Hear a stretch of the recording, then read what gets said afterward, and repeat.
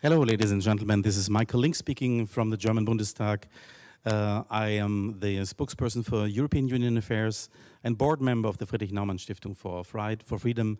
I'm very glad to have this political afternoon dedicated to the German EU presidency together with you, with an exciting panel, with interesting guests, of course, online. We are right now counting 350 participants, and we want to discuss with you this very, very important and timely topic of fast forward or business as usual, the German EU presidency. It is, by the way, today, November 25th. Who could have imagined that this very short semester would indeed pass so fast? And indeed, we have only 1 month left for the German presidency to finish all sorts of difficult business. We have the Brexit negotiations, which is led by the Commission, yes, but nevertheless, it falls also in this presidency. We have the terribly complicated and tangled discussions on the multi-annual financial framework. We have a lot of other issues. We have the rule of law, which is, especially for us liberals, of course, something which is extremely important and at the core of our attention. We want to discuss all of this with you, and we want to make a little analysis where we stand, what we could expect maybe more from Berlin, what we could and should expect, of course, also more from EU partners, because in the EU, among friends, we also speak open and we try to get better, and that's therefore is very important that we, of course, bring in the political and not only technical perspective. And our liberal perspective, of course, is one which is deeply political, liberal, committed to the European integration as a party, as we are, the Free Democrats, who always was dedicated to step-by-step, ever further integration of the European Union. So that is the situation, and the situation is certainly not easy, especially if we look outside of Europe, when we see that other players are trying to change this multilateral world into a multipolar world, of course, where they try to force their rules upon others, and that is certainly not the way how we would rule of law and human rights define. Therefore, we will be discussing this here in an exciting panel. Let me introduce to you the panelists by alphabetical order, and we are mixed. Some of them, of course, are here in Berlin. Some others will join us from Brussels. Let me begin with Katalin Cseh. She is member of the European Parliament. Well, and she is one of the most prominent faces in the European Parliament in this legislature, because she is from Momentum, a very, very fascinating, interesting liberal party from Hungary, and we are working closely together in the ALDE political family. She is especially involved with the multi-annual financial framework and the rule of law conditionality, which is right now under negotiation, together, by the way, with our German friend Moritz Körner. She is very active on this. Katalin, you are most welcome. You are joining us from Brussels. Then we have, again in alphabetical order, we have Ambassador Anne-Marie Descotes. Madame l'ambassadrice, vous êtes la bienvenue. You are one of the most prominent diplomatic faces here in Berlin, and it's not flattering to say that you really explain German politics, sometimes also to Germans, because you have a profound knowledge of what is going on here, and we highly appreciate that you are available for us, because we want to see and to hear the voice of our closest European partner, and that is France. We have, with the Treaty of Aachen, with the famous, of course, Traité d'Aix-la-Chapelle, a very, very, very dense and close cooperation with France. So whenever we discuss Europe, we discuss it together with France. Thank you for joining us. Then, of course, we have today Nora Müller. Nora Müller is the face of one of the most important think tanks here in Berlin, the Körber Foundation, and she's just having, yes, she had a tough day yesterday. The Berlin Foreign Policy Forum happened only yesterday, and you are here already now joining us with fresh impressions from yesterday. You had quite a bunch of foreign ministers there. Maybe we can get some insight, of course, what was happening. Thank you for all the outstanding job you are doing in the Körber Foundation, which is really, really building bridges in bringing people together where sometimes actors, political actors, cannot talk anymore. Körber knows how to bring people indeed together. Didier Reinders is joining us from Brussels, Commissioner for Justice and so many more things. Didier, we have been colleagues in former times, long, long ago in the Council. You have been Deputy Prime Minister of Belgium. You have been Foreign Minister, Minister for European Affairs, Minister of Finance of Belgium. You are one of the most prominent political liberal figures in Belgium. And now, of course, we are glad as liberals to see you in your new position as Commissioner. Especially, it will be a topic today when it comes to rule of law. Thank you, cher Didier, to be with us today. We will be very interested to hear more from you later on. And then, of course, last not least, Alexander Graf Lambsdorff, co-hosting, because he, as our deputy group leader of the Free Democrats in the German Bundestag, he is one of our most prominent faces in FDP, and he is the team leader for us in whenever it comes to international politics. He will be moderating today. It will be a political moderation, I can guarantee you. But first of all, before Alexander takes the floor and will begin the moderation, we have a keynote by Christian Lindner, our party chairman, our party president and floor leader in the Bundestag, in the German Bundestag.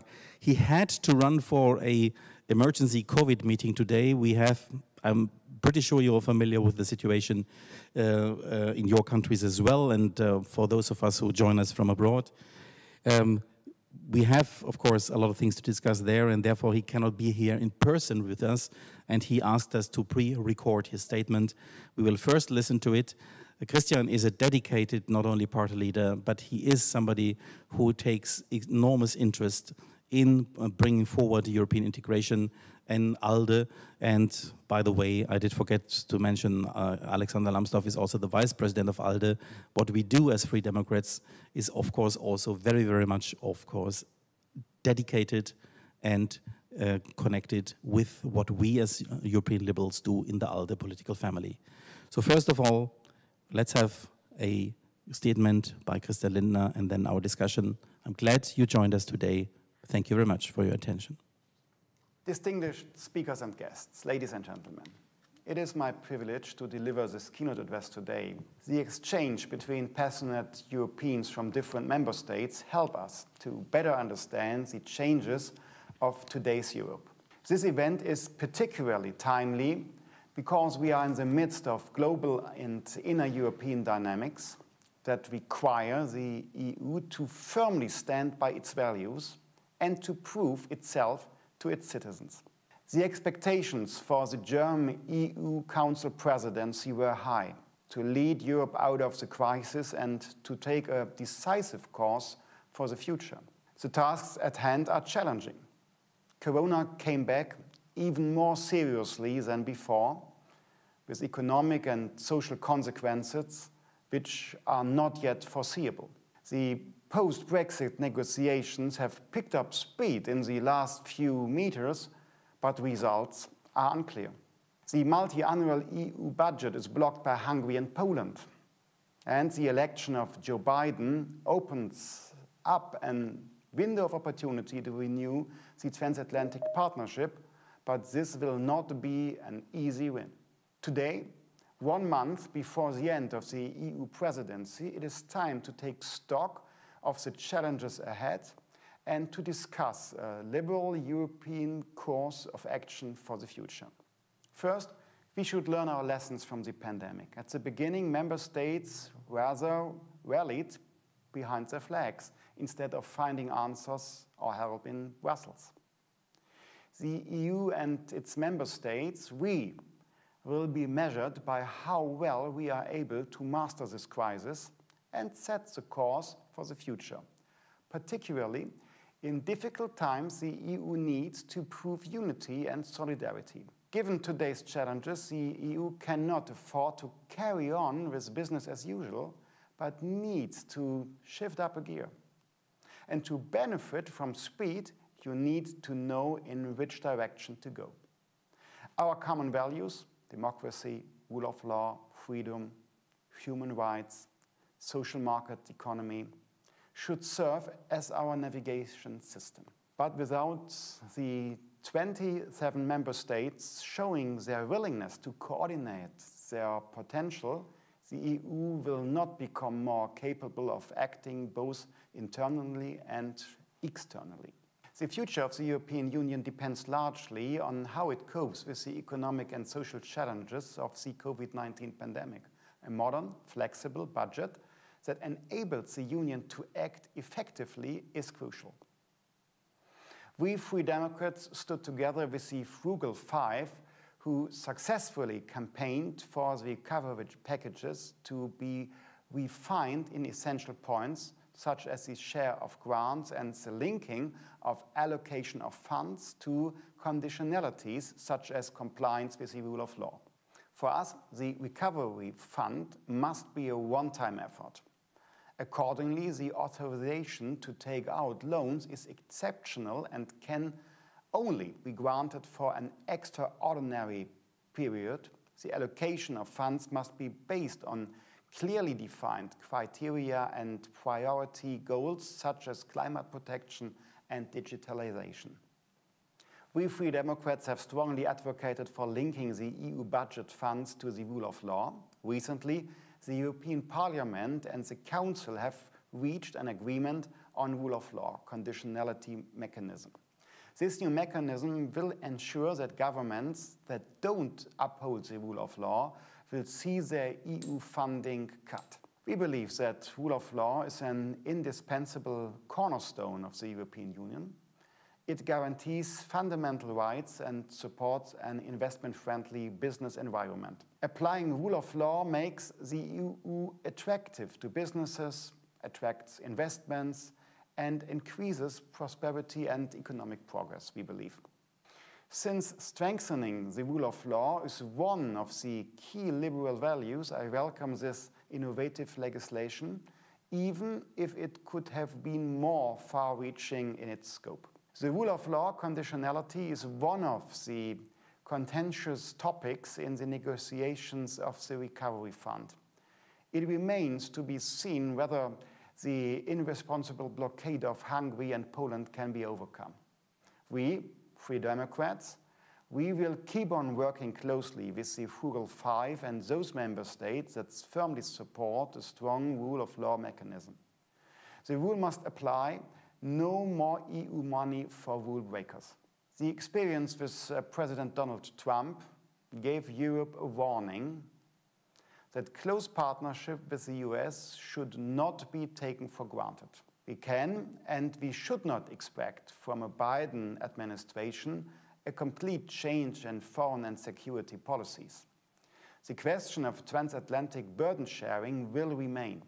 We should definitely take the opportunity to not only renew the transatlantic partnership, but rather reach a new level by strengthening the European ability and capability to decide and act.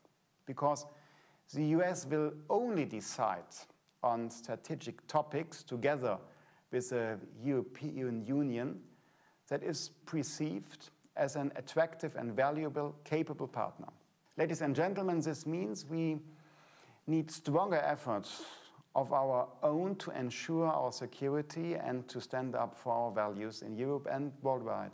A Europe that wants to stand its ground has to take decisions with courage. Strengthening European common foreign and security policy together and in close coordination with our US partners and NATO should therefore be a top priority. In this regard, we need intensive consultations and public discussions. But we need, more importantly, real actions, real commitments, and real investments in our Europe capabilities in the security area. We need a European Security Council and an advancement of our instruments of power, abolishing the principles of unanimity in the Council of Ministers is long overdue. The EU High Representative for Foreign Affairs and Security Policy needs to act as a full EU foreign minister. Overall, the EU has to regain the US as a strong multilateral partner. The possible appointment of Antony Blinken as Secretary of State gives hope to this perspective. The great power competition, it is back. We have to face a clash of values. We have a new conflict of system architecture. The United States, they see China as a greater challenge by far than Russia, both in terms of security and the economy. China, even for us, is both an opportunity and a challenge. However, the trade conflict, it is reality. There is a new kid on the block and it is playing hardball. Last week, China signed a free trade agreement with the members of ASEAN, plus Japan, Australia, New Zealand, and South Korea. This region partnership includes 2.2 billion people and approximately a third of the global economy. This should make it very clear to us that we cannot afford to sit and wait, neither for the US nor China. The EU needs to be self-confident, united, and active in balancing its global interests. It is high time to speed up EU efforts to foster our trade agreements with the US and Asia. We have to resolve the trade disputes with the US quickly and permanently. If the EU wants to maintain the unique regulatory power of the world's most attractive market, more effort is needed with more vigor and speed. To conclude, we need to step up our own efforts in order to become a sovereign, capable partner both in economy and security issues. Europe must stand up and fight for a rule-based order with political freedom, economy, competitiveness, and solidarity. The democratic institutions in Europe are being attacked and undermined by populist and authoritarian movements. We have to fight back with the better arguments and ideas as well with the means of the law. Only if the EU protects its values of democracy, rule of law, and civil rights and works towards more integration, we will be strong enough to manage the global challenges of our time. Thank you very much for your attention. That was abrupt. Thank you very much, Christian. He can't hear us. He is in the COVID emergency meeting.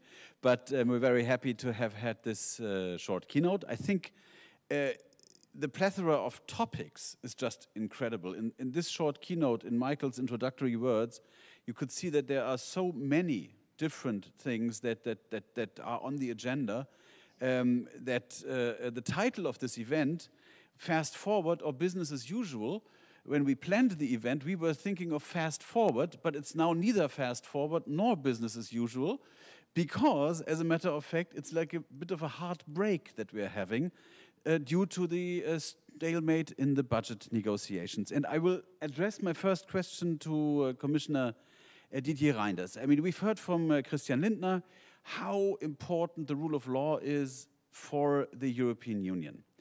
Now, the Commission, I think, has recognized this and is now starting to publish what it's called a rule of law report, an annual report, which I think is an important step forward. I would be interested in knowing from you, Commissioner, are you satisfied with this sort of process, with the reactions from member states? And then I have one particular question to you. Our Hungarian and Polish friends tell us there is not even a definition of the rule of law. So what are we talking about? Can you enlighten us? Yeah, yes, of course. Thank you very much, because I'm sure that it's very important to be able to discuss about the rule of law, like we have had the opportunity since so many years to discuss about the budgetary situation of the member states and the structural reforms like the pension schemes and other kind of structural reforms.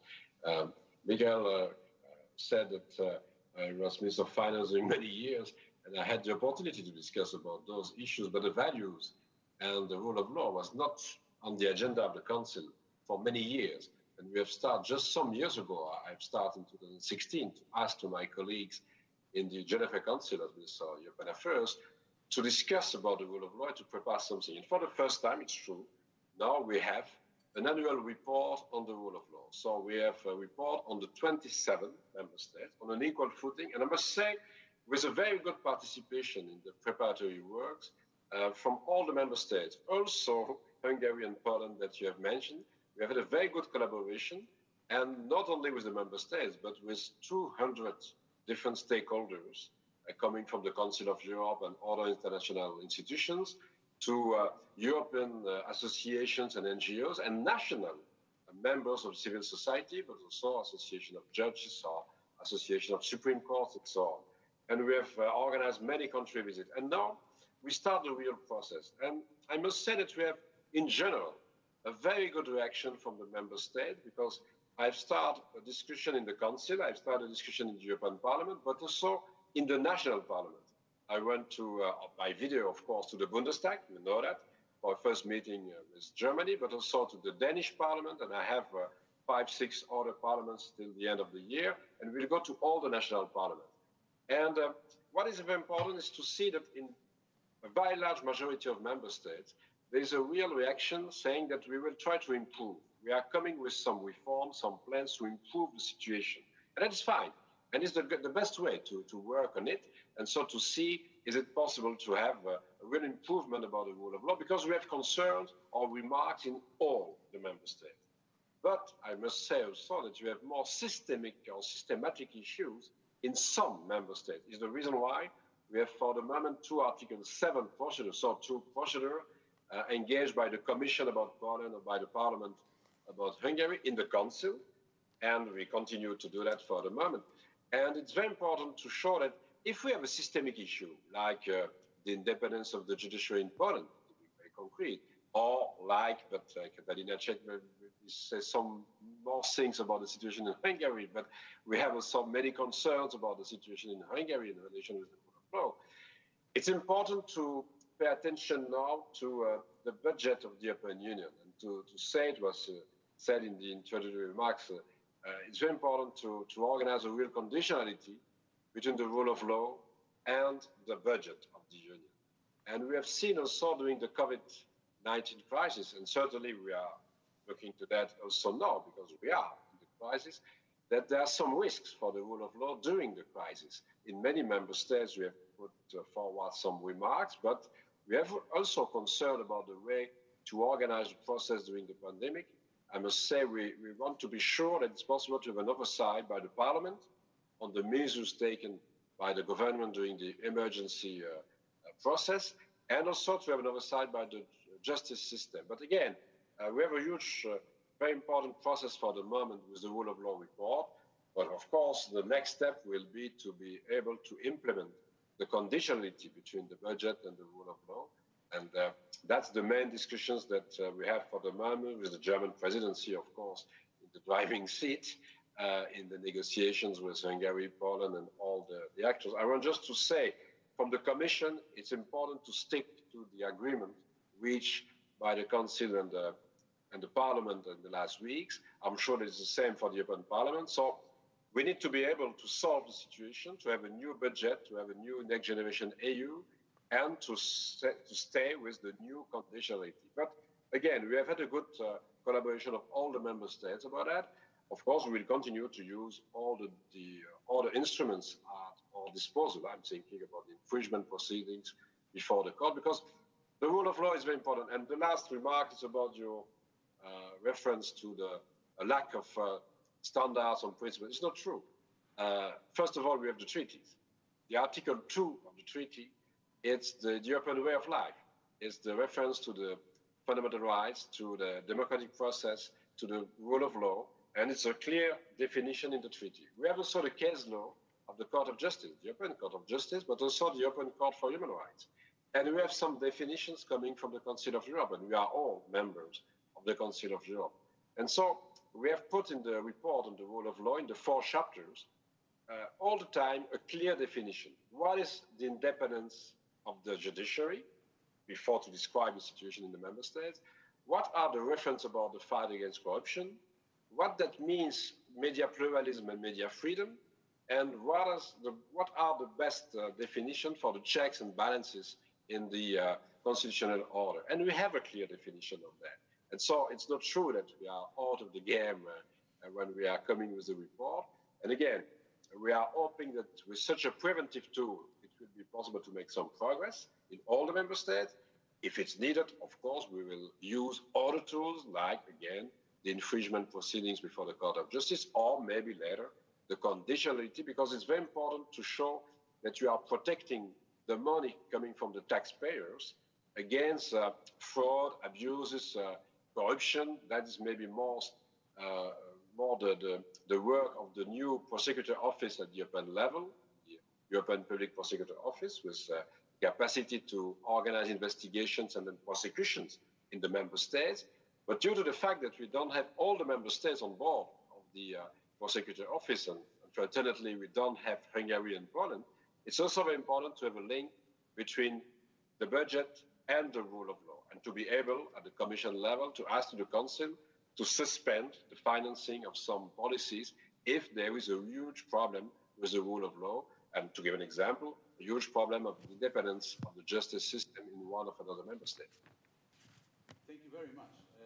This is very well said. And I'm going to take that ball and play it over from the Commission to the Parliament to Katalin, giving her the first question from the audience. We don't have a very good sound from you. I'm sorry, I forgot to take my microphone. Yes, thank you so much, Didier.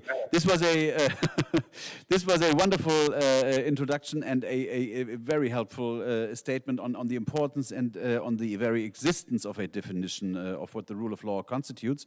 And I want to take that ball and play it from the Commission to the Parliament to Katalin, and ask her the first question that we received from the audience. And it reads as follows: how do you assess the EU response so far regarding the rule of law situation in Poland and Hungary? What, in your view, could be done in the future to strengthen the commitment to the rule of law in the member states and react more efficiently to violations of the rule of law? That's the question from the audience. But I have another question too. What is your best guess? What needs to happen for the Hungarian government? I know you're in opposition, but what needs to happen for the Hungarian government to step back from its veto? There seems to be a coordinating meeting today between Poland and Hungary, between the two governments. What do you think would be required for the Orban government to step down from its blockade?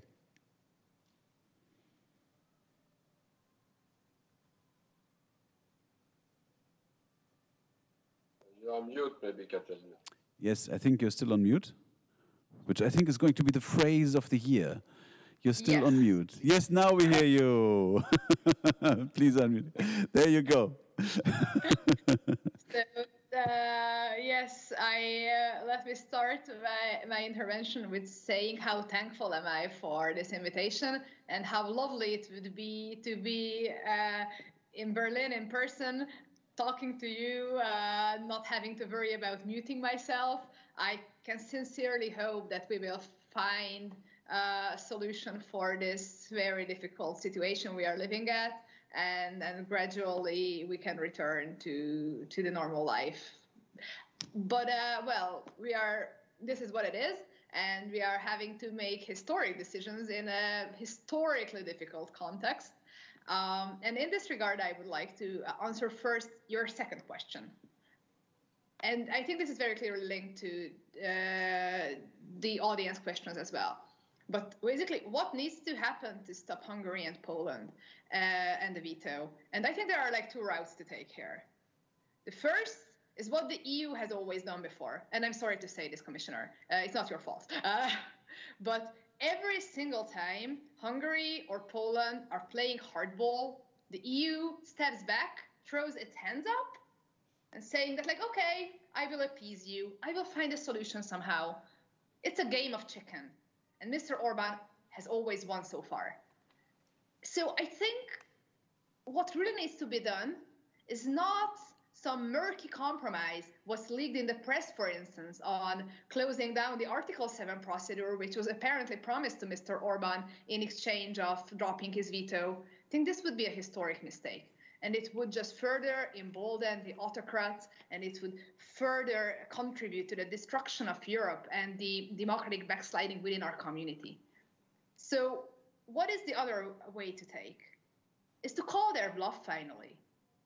I think the EU should remain tough and show that basically there is no alternative for Mr. Orban and his gang to receive the money they need, but to respect all the basic criteria, all the basic requirements every single member state has to respect. And it's very easy, of course, for Mr. Orban to talk about a global conspiracy and the reptilian theory and George Soros and all that bizarre arguments he's facing. But the very simple truth is this. When we signed up as Hungary to be the part of the European Union, to enjoy the benefits of this community, the protection, the money that we received, and which was very helpful for our country, this strengthened Western look for which us Hungarians have been longing for so many decades, he also signed up for certain conditions. It was the Copenhagen criteria. It was very clear. So he has to respect the same rules he signed up for at the very beginning. And you know what is the alternative? And as a Hungarian, I would be very, very sorry to see that. But there is a real threat that the rest of the 25 countries will sign up for an intergovernmental agreement, as is possible given the treaties.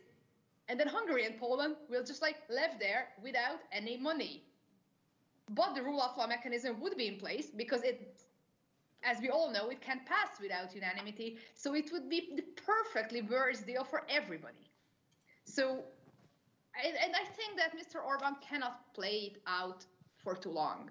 We are having elections coming up in 1.5 years. Our economy is struggling. We are heading into a recession. People are losing their jobs. Businesses are suffering. And I cannot imagine any argument with which he could sell to his people who are in need of the support that he refuses European aid just because he cannot keep on stuffing his pockets for too long time. So I think this is the way to take. And then very briefly to answer the audience's question, how do we assess? Well, I'm sorry to say that this wasn't a success story so far. And the European conservatives have been appeasing autocrats and dictators for way too long. They are still sitting with the EPP upon the very false pretense that if they kick Orban out, then it would embolden him. Well, if we look at the press, what is happening? Isn't he emboldened? So I can only hope that in the future, the Commission will use the existing tools they have in their hands much more assertively, the infringement procedures, for instance, and also the rule of law mechanism when it applies, because we are a community of values. And if the EU just lets itself being treated as a cash cow, as an ATM for corrupted autocrats, then this community has really no future, and we have to use every mechanism that is in our hands to stop that. Thank you very much, Katalin. I think there is a certain irony in the fact that the longtime leader of the German conservatives, Angela Merkel, is now the one who is faced with her own friend from the EPP, and she has to face the consequences of her lack of action inside the EPP. They should have kicked him out a long time ago, but that's a different matter. But the suggestion that you made to come up with an intergovernmental treaty is something that I find extremely interesting, because in the Council, the member states insist very much on the budget being a treaty of member states. So I'm going to throw this to you, Ambassador. Would the French government be willing to consider such a road of action to move on with the EU budget and the project Next Generation EU, which of course has been an extremely important project for Le Président and the Chancellor? I mean, there was this joint conference they had here in Berlin and Paris. It's something that really gave hope to millions of Europeans that now, Germany and France stick together. Germany was moving in terms of allowing the Commission to actually take, credits in the markets to finance these things. This was something really important. This is now in danger. Would France consider an intergovernmental path ahead? I think, thank you for having me first, and in this very interesting discussion. Of course, the Next Generation EU and Recovery Plan is very important, of course, because we have to look into the future and invest for the future. But the rule of law is very, very important too. And I can assure you that we are right now not considering leaving this issue just to have a solution on the investment plan. So I think we are working now very hard and hoping that the presidency will be able to find a solution. But we are, of course, working together, and we have still hope to find a solution. Of course, we all are under pressure. It's difficult, but I think we should not give up. We still have time to find a solution, and it was interesting to listen to Katalin saying that it's very important for Hungary too to have the budget, the EU budget. So I think we should not consider that the game is over and that we can abandon the fight for the rule of law. I think it's too important for us. It is as important as the budget. Yeah. And I think it's fair to say that what is on the books now is, of course, a watered-down rule of law proposal. If one compares it to what the Commission originally proposed, it is now very much geared towards the financial aspects. So it's a really moderate demand that we have of Hungary and Poland. In terms of the French position concerning Poland and Hungary and the rule of law, you've been very clear. France is not ready to give up. What would you, if you were the conseiller diplomatique or the conseiller d'affaires européennes at the Élysée? I'm not. Which you're not. But if you were, what would you suggest to the president, to the prime minister? I mean, where would be, a concession on the side of the European Union, or would you agree with Katalin Cseh, who said the EU should not concede, the EU should play hardball? What would be your proposal? I think we are more on this line right now, but as I said, I'm not concerned to the president, and I'm not right in the negotiation now.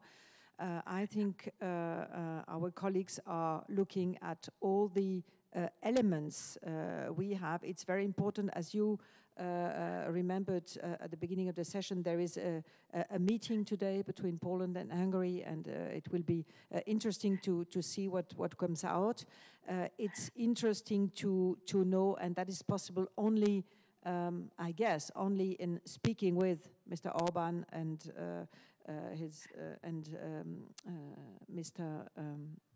Morawiecki, and I'm certain this is what the Chancellor is doing, to see exactly where the room of maneuver is.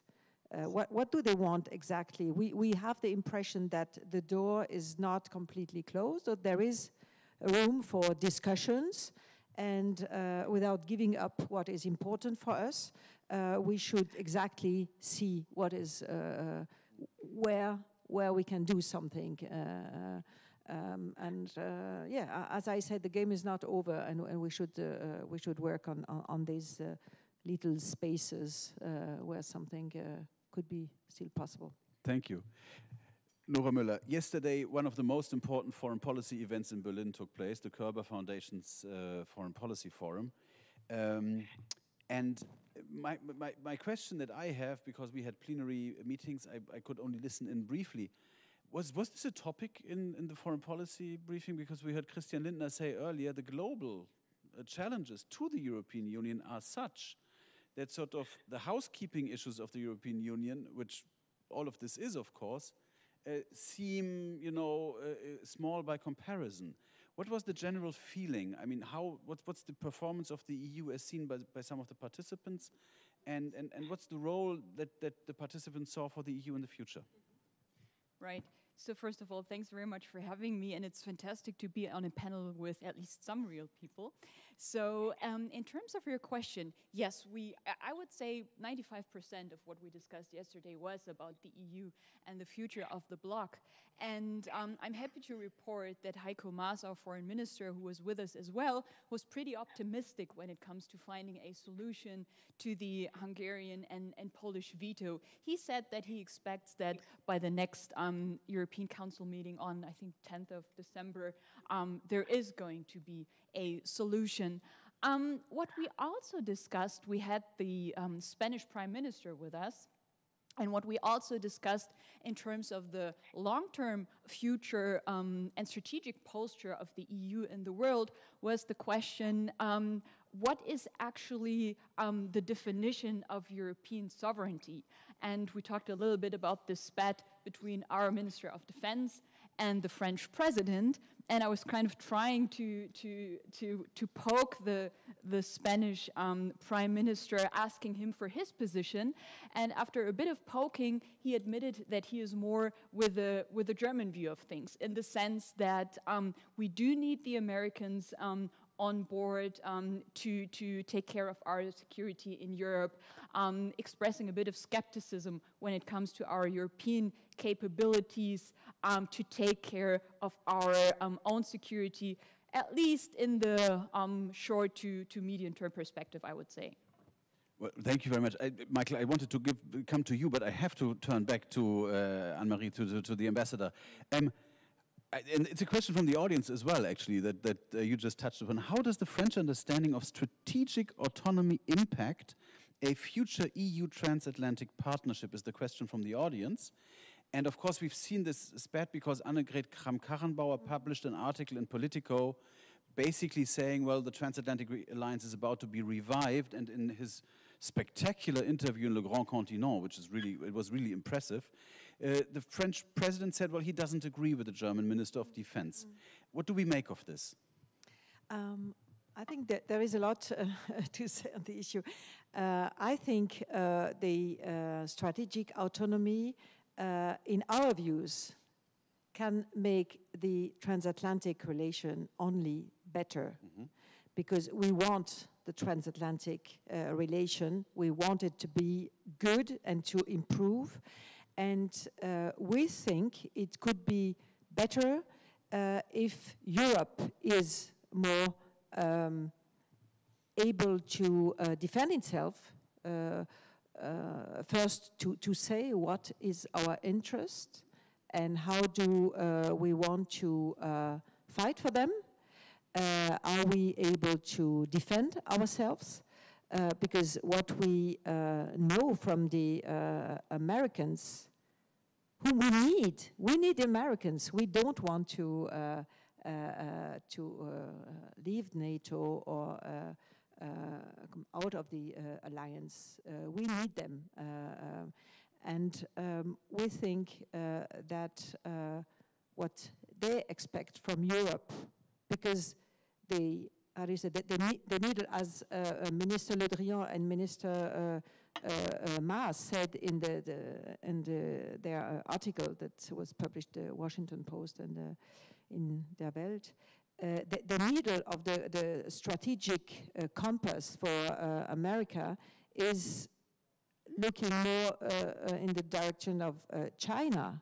And so it means that they have less time, less energy, less means to look at what is going on in Europe and in our immediate neighborhood. That's why we should do more. So as I said, I think this is something that can make the relationship better if we are clear all together on our interest and how to defend them. And I think it's important also to say that strategic autonomy has not exactly the same meaning, I think, for Mr. Macron, for us, as for Germany. Here, I think it's understood as, when the word strategic means intercontinental missiles. It's what I heard this afternoon from a member of the Bundestag. And it's not what we mean. With strategic autonomy is being more independent on medical issues, on security issues, on climate, on data, on cloud, on industrial issues. So it's a global approach, a global interpretation of this strategic autonomy. And I think it makes a big difference. We are in an extremely fortunate situation. We have with us a former foreign minister, Didier Reynders, and a former deputy foreign minister, Michael Link. And I'm going to ask the two, first Michael, there seems to be a misunderstanding, and you are a member of the German, French, Franco-German Parliamentary Assembly. I mean, isn't that something you might want to address there? That is certainly on our workload for one of the next meetings. And indeed, the whole spat between Annegret Kramp-Karrenbauer and President Macron now, what they are having in exchange of interviews, I think it shows that we really don't, but we really have different understandings on some very basic elements. And we need really to talk to exactly understand, first of all, the terminology, and then, of course, the interests of each other. Therefore, we need this German-French cooperation so much in the German-French Parliamentary Assembly, but we also need, certainly, a readiness to put ourselves in the shoes of the neighbor. When I speak about the German-French relations, I always say they are so important because we have so different starting points in economy, in defense, in the way how we view the world. Yeah? We Germans need to understand better how important our southern neighbors are, Africa. The French friends, of course, might hopefully a little bit more open up sometimes to Eastern Europe or to Central Europe. So this is something very important. We really need to work on this. And I think neither Macron nor we want a decoupling from the US, especially not now, with Biden as a new president and Blinken, which could be indeed a good partner. But what we really need is how can we strengthen European sovereignty without decoupling in NATO from the US? That is the point, that is the job to be done. And I'd like to throw that question to Didier Reynders as well. In his old capacity as a former Belgian foreign minister, neighboring both Germany and France, having a unique view to both sides, but also in his current position as commissioner. I mean, from the point of view of the Commission, the term strategic autonomy or European sovereignty, what do they mean, first to you as a very experienced Belgian politician, but also as a European Commissioner? How do you see these terms? Maybe exactly, first of all, as European Commissioner, but of course I have some ideas about the previous capacity that I've had to exercise in the finance, defense, or foreign affairs department. But from my European point of view, I must say that the problem is the content of what we are speaking about. You speak about autonomy, sovereignty. The first issue is to define the European policy. What do we want to do and what we want to be as Europeans? And it's very important to say that during the pandemic now, we try to think about a new health policy in Europe, and maybe to define the way to have a capacity to invest in research, to invest in vaccines. We have proved that it's possible at the EU level, to invest in the production maybe in Europe of more medicines, of more equipment like the mask or the products to organize a test and so on.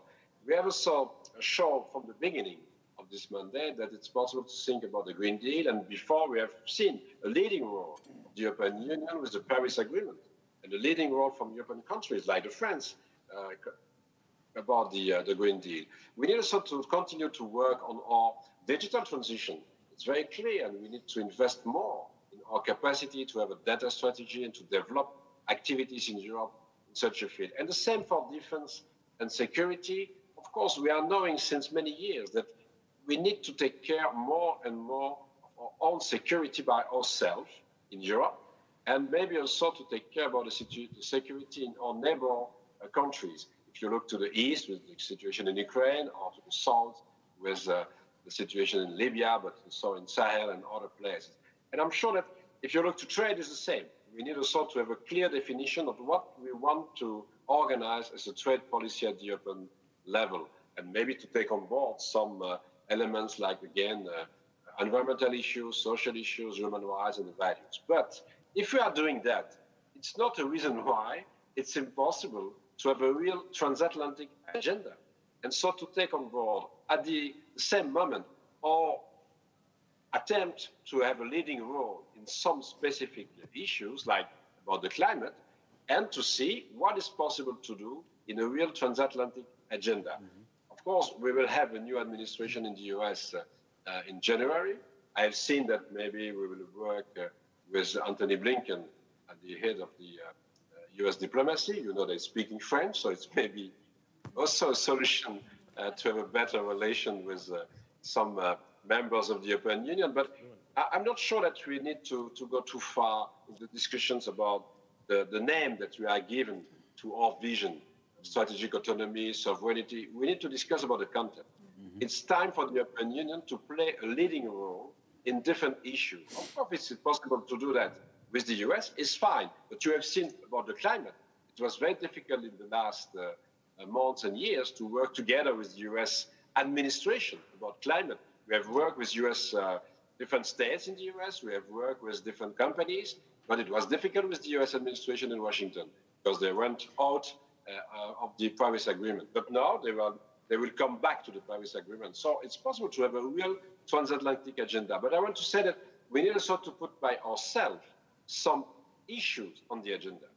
And so it's very important to have a discussion between equals, between the US and Europe. But to do that, we need to define a real European policy, like in defense and security. Thank you. I mean, this is wonderful not to focus so much on terminology, but more on content. And I think that's a very important approach, because I mean, we in plenary here in the Bundestag just this afternoon, the poor German defense minister had to explain what was going on there, because people here had had heard the statement, of course, and I'd read the statement from President Macron. But I think that's very important, and I think to work on aligning the terminology and the common understanding of the terms. The priorities you just defined, the New Green Deal, digitization, and health, as major challenges to the Union right now. I'd like to go to Katalin, because she's been on the negotiating committee for the Parliament when it comes to the budget. And my question to you is, when you look at the budget now, this is a 7-year budget. It's really long. It's big because of Next Generation EU, which has been put into it and is also administered under the budget. Do you believe that this multi-annual financial framework, this long-term budget, is appropriate to address the challenges that Didier Reynders just mentioned? Is there enough for digitization? Is there enough for climate? Is there enough for innovation?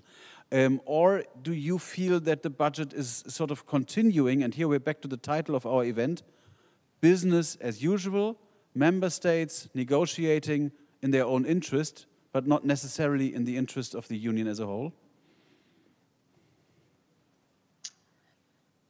So let me start my answer by saying that thanks to the Parliament, I think this budget will perform better for green, for digital, and for health than it was supposed to do based on the original proposal. I, for instance, found it quite absurd when the budget for the EU for Health program was almost completely cut in the middle of a global pandemic.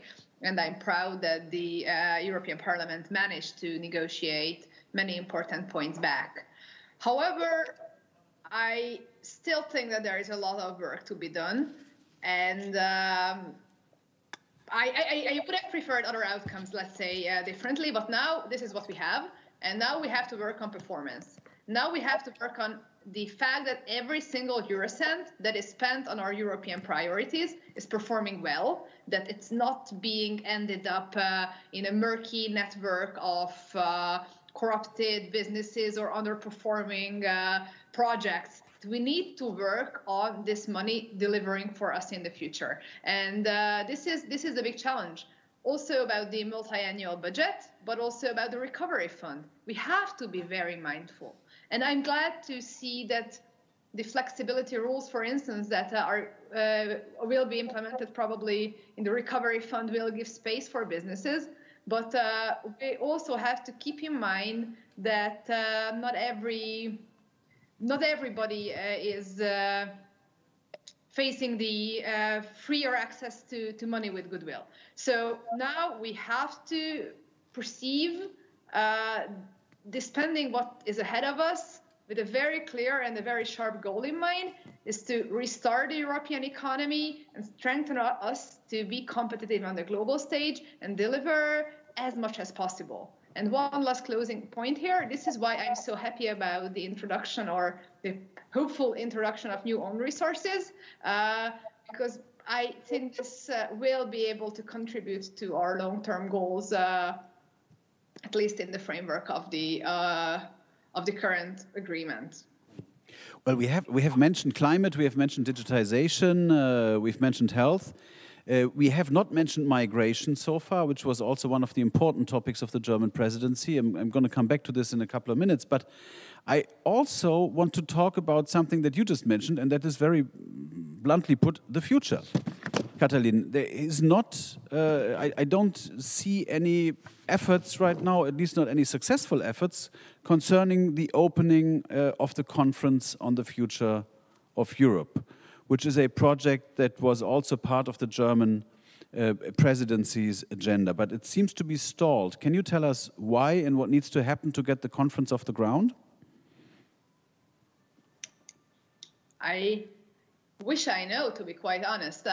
I think it has been long overdue. I know that there is some discussion going on about who will lead this conference and how will it, I don't know what capacities it will have, but frankly, I think we are running out of time. So there is so much to reconsider in Europe, especially after the Corona crisis. We have to take stock. We have to move forward with the reforms. And I just have this very, very bad feeling that a lot of member states who just don't like the concept of reform in general, or who do not agree with the concept of the conference, they just want to hide it away in endless bureaucratic language and have false, endless, pointless negotiations about, I don't know, paragraph 3 of the 32nd subparagraph for as long as possible, so that we won't be able to achieve anything with this. And this would be a grave and historic mistake. We have to push for a conference that starts as soon as possible, is as strong as possible, and will be able to suggest reforms in the very near future, because otherwise we will just stick where we are, and I think this is not a good place to be at for a long time. So the conference on the future of Europe, I mean, there's the personnel, the leadership issue. We know that the council is deadlocked on this, but is it true, Ambassador, are the member states skeptical about the merits of such a conference, or is that something that you think the member states, France in particular, would support and push for? I think we should know more. We need to know more about the conference and the what we are aiming at, to see exactly how we can set up the agenda and our interest. So, yeah. Michael. Well, I can understand that many governments are quite careful about that. But this is up to the political parties to press for it. This is really from the general public where we need to develop the necessary pressure. I completely agree with Katalin. This conference is a unique opportunity. If we miss it, then of course we will be stuck with the existing treaty, which is in many ways dysfunctional. We have a commission which is way too large. We have a foreign minister who is not to be called foreign minister. We have a budget which is in many ways antiquated. By the way, Alexander, a budget negotiation, I agree with you, the budget negotiation was not ideal, but you never get a revolution in a budget negotiation. It's tough always. We've gotten a counter-revolution. I think that's the problem. Where you can get a breakthrough is a conference and the convention leading to a new treaty change. Well, yes, there are points indeed in the budget which I don't like so much, but basically budget negotiations, that's the same when we have budget negotiations in Germany between the Länder and the Bund. This is not the revolutionary part. What we really need is a breakthrough in modernizing the way how make decisions, for example. Decision making is extremely complicated in the EU. We have a European Parliament which is, in my eyes, not strong enough still. That's not your fault, but that has to do, of course, with limitations in the treaty.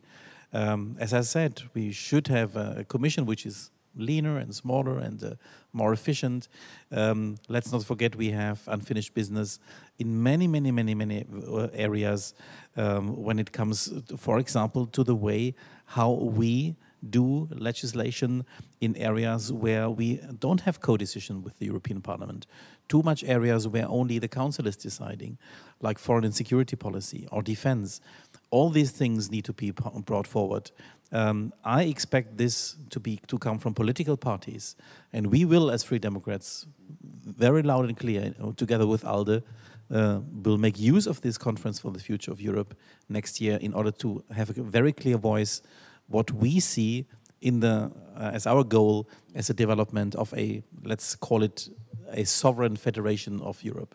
So you're saying essentially that we have a treaty with problems, with some flaws that needs reform. So what I'll do now, I'll ask each and every one of you for one thing you think should change in the treaty. What is your favorite treaty reform item? Nora Müller, you're the first one, you're the next in line, so you're put on the spot right away. If there was one thing you could change about the treaties, what would it be? And I'm going to take that around to everyone. Well, that's a tough one. I'll say this. I'm not sure to what extent it's realistic that there will be a treaty change in the near future. So I'll mention that as a disclaimer here. Maybe I can be a little more modest and say I would consider it a real progress already if in certain limited policy fields, such as foreign policy, we were able to have qualified majority voting instead of working with unanimity. I'm not sure, again, to what extent this is also realistic, because there are also many counter-arguments to be had here. But when we think about, topics that we could wish for, this is one I would go for. Well, you don't have to be realistic. 2020 has been a very tough year. Christmas is approaching, so this is now the time to come up with your wishes for treaty change. Anne-Marie. I'm not sure the voting system would only allow us to come to a result we want. And I would mention two things, because I think they belong together. On one thing, and Michael mentioned that 5 minutes ago, it's the Commission. Maybe we should, it's an old French idea, we should go back to the idea of the beginning, not having a commission that represents each country, but having a smaller commission representing where the commissioner are the commissioner, but not the commissioner of or the representative of one country. I think that would be very good for the integration and the sense of what is the mission of the Commission. And it's the same for, I think it goes with a parliament representing more the European population, and that's then the idea of the Spitzenkandidat. But as President Macron said, for us, the idea of the Spitzenkandidat can work only if we are ready to have cross-border lists, to have something that represents people together, and where you are from Lithuania or from France or from Slovenia, but you are acting for the same thing and together, and you are not just represented. Your country is represented by your a party, a list, but having something that makes the integration move forward. And I think these two things could have this impact. Wonderful. No, these are wonderful ideas. I mean, I agree with both of them. So European lists for the European elections, I think makes a lot of sense. A smaller commission makes a lot of sense as well. QMV in foreign and security policy so far as well. So I'm going to throw the question now to Didier Reinders, who has, of course, been a model commissioner, because I asked him as a Belgian foreign minister and he flat out refused to answer as a Belgian foreign minister, but said he's a commissioner now and he speaks for all of Europe. If you had one thing that you would like to see changed in the treaties, what would it be? What would be the one thing you chose? Well, I'm sure that the most important progress in the evolution of the European Union is the decision-making process. And so it's also the majority rule, because we are knowing that it's very important to go from unanimity to qualified majority. In some situations, maybe to a reverse qualified majority, like we have organized the macro policy economic vision, macroeconomic vision, but we have said also that it will be a rule of law. So the decision-making process, and with that I mean the majority rule, it's very important, and it's maybe the most important, and we are looking to that about the different blockage again now in the functioning of the European Union. But I want to say that to be able to do that, you need to convince the citizens that it's useful to work at the European level, and you need to convince the different, maybe member states to do that. And I'm sure that it's very important to reinforce the democratic process. I'm speaking not as a member of the Commission, maybe my personal point of view on this is that it's very important to have at least a part of the Parliament elected at the level of the European Union as a whole. And I have tried to do that in my own country. It's not a success because we don't have national lists in Belgium. But I've tried also to discuss on this at the European level, and we don't have European constituency for a part of the members of the Parliament. But it's very important to be obliged to use the same words and to speak the same language from Stockholm to Athens and from Lisbon to other cities in Europe. And I'm very sure that that's the first way to have a better democratic process with a real capacity to ask to the leaders, at least, to discuss with all the European citizens, not just as Spitzenkandidat, but as elected by the entire European Union. But that is a personal point of view, and we are knowing that it's a difficult discussion. The other elements to convince the people is to prove the efficiency of the EU policy. And I want just to say that because I've listened to the comments about the future of Europe and the conference, it will be very fine to have a conference. I'm hoping that we will start that.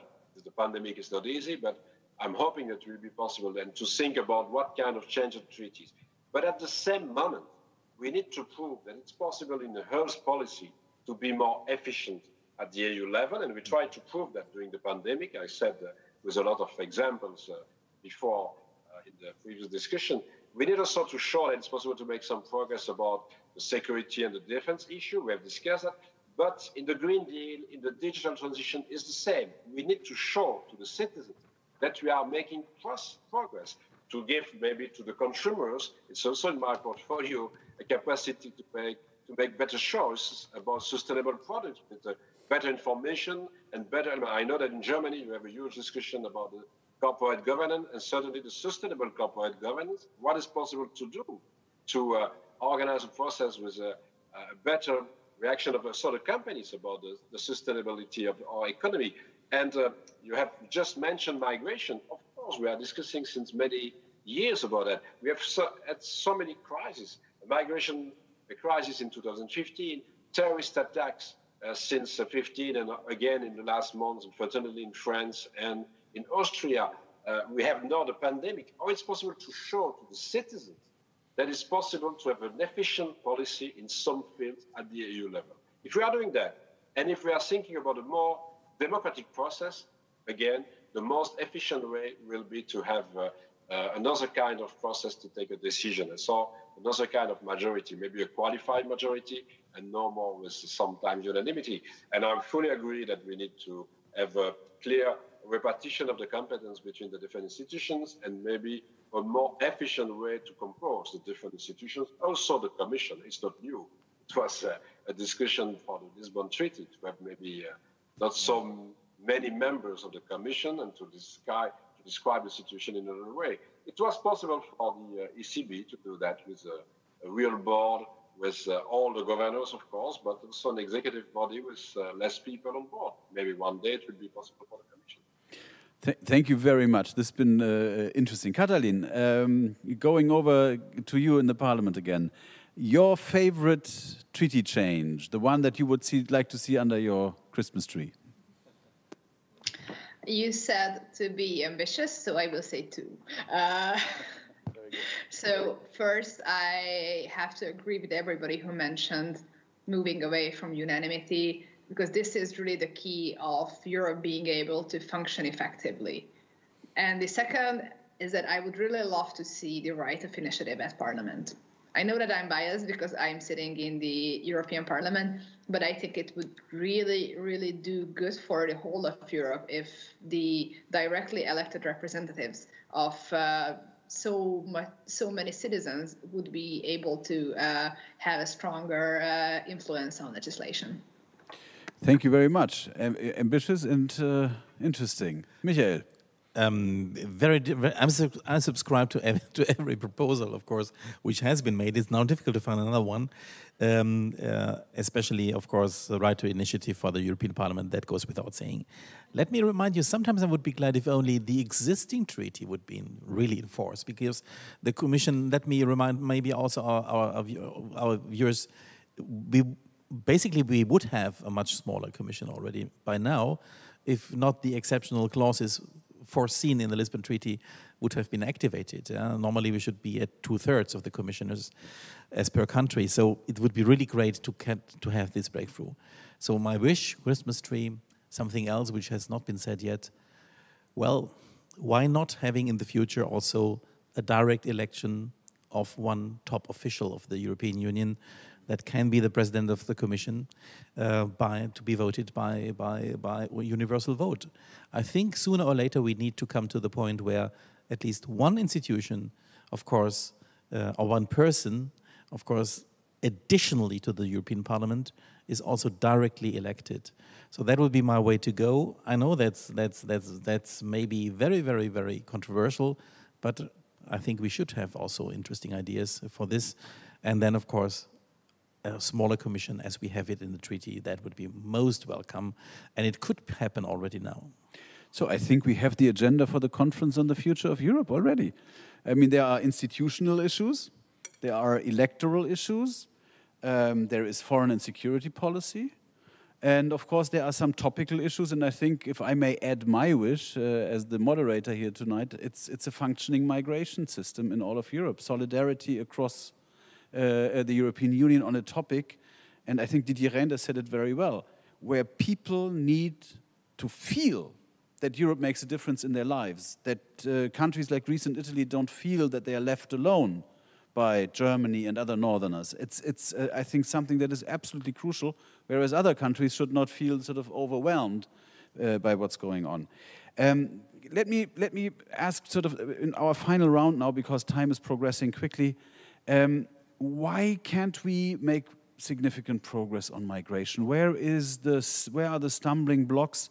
What needs to happen? And maybe, Didier, if I can throw that question back to you in the Commission. From your point of view, from the Commission's point of view, what are the most important, really, elements of progress that you would like to see to achieve progress in this field that the German presidency originally, at the outset, had already declared as one of its priorities? And we're an opposition party. Of course, we criticize the government, but this has been a corona presidency, so one shouldn't exaggerate the criticism. I can understand up to a point that it wasn't possible to do everything. But on migration, which is such an important issue, from the Commission's point of view, what are the a few key elements that really need to be addressed? First of all, we have put forward a migration pact, to be very concrete. So first of all, we need, of course, like in many other issues and many other topics, we need to work with responsibility and solidarity. And we need to be sure that it's possible for all the member states to take a part in the process and to agree on it, but to show that it's possible also to take very difficult decisions sometimes. And the two main elements, because I don't want to be too long, is to be sure that when it's possible to receive, people from abroad. And you know that we are speaking all the time about the refugees, but there are many people coming to Europe and living in Europe without any discussion about asylum and without any other kind of processes. But when you speak about the possible refugees to Europe, of course, first of all, it's very important to say that if we are given a real status to those people, so if they become to be refugees in Europe with a real right to stay in Europe, we need to work better on the integration and inclusion of all those people, and to be very concrete, to try to use better their talents. They have a lot of skills, they have a lot of professional abilities, and why not to use better that? And so to push pressure to have a better integration, a better inclusion on all those people having the right to stay in Europe because we have given a real statute. And then we need to work better on the returns. And that's very important to show that if you don't be allowed to stay in Europe, you need to return to your own country. And to do that, we need also to work together at the European level with all the different member states, and we need to discuss with, of course, the countries of origins and the countries of transit. And that's the main issues. Of course, we have to work on many other, against trafficking, against the different kind of problems that we are facing. But if we want to have a real solidarity and to be able to tackle the problem together, we need to work on both sides to show that if you are able to stay in Europe because you receive a real positive answer in your procedure when you come as a refugee, you are integrated and you have a real support to take part in the economic life, in the social life, in all the member states where you want to stay. And then we need to reinforce the returns, because if we are not doing that, it will be impossible to have an agreement of all the different member states. And it's the best way to fight against the populism in Europe, to show that we are efficient on both sides. If it's possible to stay, you will be included in our society. If it's impossible, you need to go back. And that's a very clear message that we try to send with the Migration Pact. And we'll see. Now we will start the discussion with the Council and the Parliament and to see, is it possible, of course, maybe with different kind of amendments, but to do that, to work more actively for the inclusion and integration of the people coming and having a real right to stay in Europe, and a better way back if it's not the case, and a better discussion with the countries of origin. So it's also a part of our foreign policy to do that. I'm looking at the watch, and therefore I will go to Katalin once more and ask her, because in Hungary, migration has been turned into a toxic topic by the government. Do you see any kind of movement, or is anti-migration still the tune that is sung by the Fidesz government, by the Prime Minister? What do you think of this concept of flexible solidarity? I mean, where some countries are refusing to take in refugees, but then have to pay more into the European budget to help those who do take in refugees.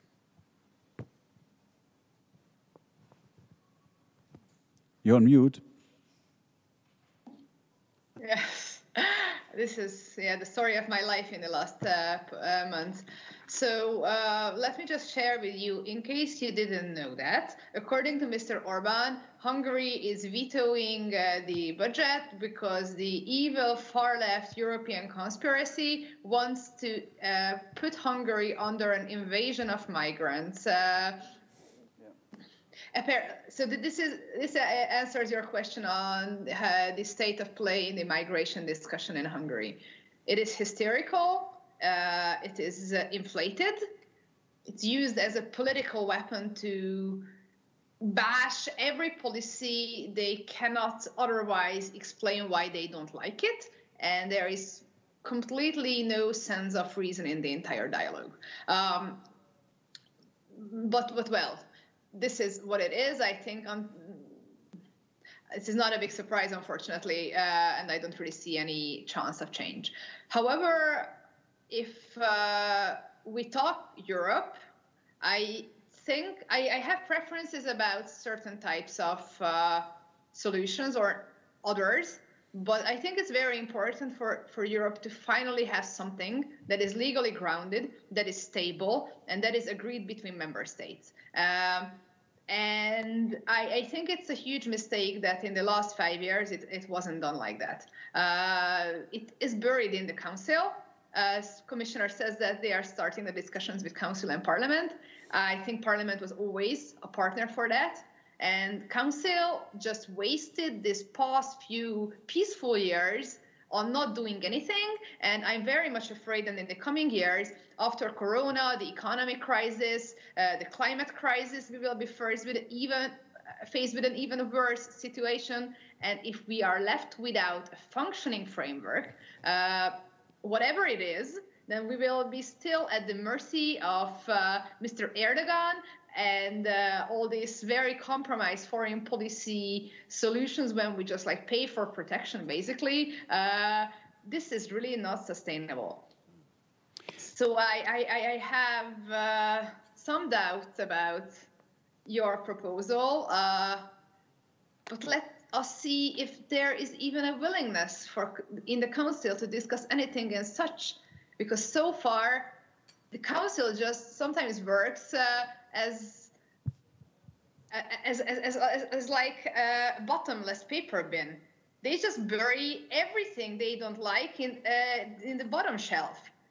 And I think this is really, really not sustainable, particularly in such an important topic such as migration, because it can lead to hysteria, it can lead to divergences, it can lead to problems in the daily life. So we need to have a well-functioning and stable and grounded legal framework. Thank you so much, Katalin. And I completely agree that of the three institutions, the Council clearly is the most dysfunctional one, because if one listens to the proposals made by Didier Reynders over at the Commission, working with countries of origin, working with countries of transit, working on integration, working on return, all of this is in a document that was passed by the European Council in Tampere in 1999. It was then handed to the ministers of the interior, who simply refused to act. And I'm talking to you from Germany. The German Ministry of the Interior has been one of the most, sort of, how should I say, lively blocking forces, for example, when it comes to the distribution key. Only after the crisis of 2015 did the German Ministry of the Interior change its opinion and is now advocating a distribution key. And I find this is a very sad state of affairs, and so I hope that we will make progress in this field, because, as I said, we have so many issues: digitization, climate, health, but migration is one, and we all know this because we are in our constituencies. You're in the southwest, Michael. I'm in the west. Didier will have it in his hometown as well. It is an issue that really affects people and communities, and if the European Union wants to make a positive contribution, the Council finally needs to move, and it means the ministries of the interior finally need to change their approach to that particular problem. On this, at least constructive, if not entirely optimistic note, we will come to a conclusion. And I hand back the floor to Michael, who, as member of the board of the Friedrich Naumann Foundation for Freedom, has been our host here tonight. I think it's been a very interesting discussion, Michael. Thank you so much for organizing all of this. The floor is yours. Thank you, Alexander, for co-hosting on behalf of the FDP group in the German Bundestag. It was indeed a joint event which we did today as Friedrich Naumann Stiftung für die Freiheit, Friedrich Naumann Foundation for Freedom, and the FDP parliamentary group. And thank you, Alexander, for raising in the end this topic of migration. It shows again why we are doing all this. It's about human beings. It's about the rule of law. It's about human rights. It's about, yes, how we handle, also as elected officials, how we handle the interests of people, of taxpayers' money, of human rights, as I said, and how, of course, we deal with the human beings. This issue is a reminder that we have unfinished business. We had a lot of topics today. We did not even touch on many of others, which also could have been kept us busy for more than 1 hour. Brexit, for example, and all the things which would follow from this. Protecting the single market one of the cornerstones of the European Union, or enlargement, also unfinished business which we have in areas such as Serbia and Montenegro and other areas. So a lot of issues, and not even touched upon our difficult, sometimes very difficult neighborhood. But we want to touch upon all of this with you, with our people, of course, with all those who are interested in following what we as Friedrich Naumann Foundation and as Free Democrats are bringing forward as policy ideas. Revolutions or evolutions are not happening in the council, Alexander. You are totally right. But again, in governments usually governments are structurally conservative. Therefore, we really need political parties. We need the political pressure. And we need you, of course, with your participation today. And please join us when we will forward a whole series of events once the Conference for the Future of Europe begins. We are eager to have this conference because it will be accompanied by citizen conferences. There will be very interesting events, of course, where think tanks, parliaments, yes, of course, governments, and the whole civil society will be invited to feed in their input, of course, in these conferences for the future of Europe, prepared by a lot of citizens' conferences, Bürgerdialoge, Bürgerkonferenzen in German. And we will, both as Friedrich Naumann Foundation and as Free Democratic Party, of course, very actively participate in this because we need your input in what we want built together as, and I call it again in my preferred way how I call it, as a sovereign European federation for the future, which is certainly, of course, something which is absolutely important if we want to be among those in the 21st century who not follow other rules who are made in Beijing or in other places, but if we want to be, of course, those who are defending the universal human rights, how we understand it, defend it, and are living it every day. Thank you very much, of course, now to our panel. Nora Müller, Anne-Marie Descotes, Katalin Cseh, Didier Reinders, and Alexander Graf Lambsdorff. Dear Alexander, it was a pleasure to have you as a co-host, as a moderator, who really puts the finger into the places where it hurts, where it's interesting, and of course where we think that we can have interesting and do have interesting policy proposals for Germany, for the European Union. Thank you for joining us from wherever you joined, be it in Germany or be it all over the places. I saw again, we now had around about 17 EU countries joining. That's great, and thank you for your interest. Goodbye.